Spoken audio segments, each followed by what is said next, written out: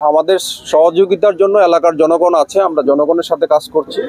এখন বর্তমানে আমরা যেটা করছি, আমরা এলাকায় যে মত বিনিময় সভা করছি।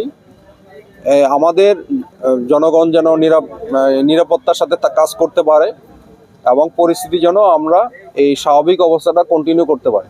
ধন্যবাদ সবাই।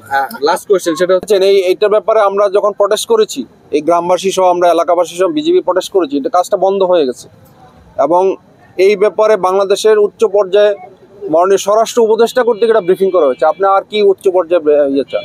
যেহেতু এটা উচ্চ পর্যায়ে আছে, ওই ব্যাপারে কোনো সমস্যা নাই।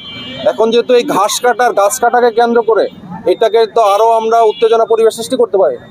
এবং যেহেতু একদিনের মধ্যে এটা প্রশমিত হয়েছে, এখন সীমান্তে বিএসএফ এবং বিজিবি আমরা টহল করছি। পরিস্থিতি খুবই স্বাভাবিক।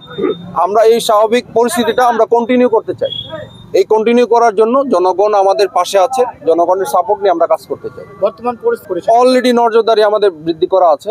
আপনারা দেখছেন দিনে এবং রাতে আমাদের টহল কার্যক্রম চলমান আছে।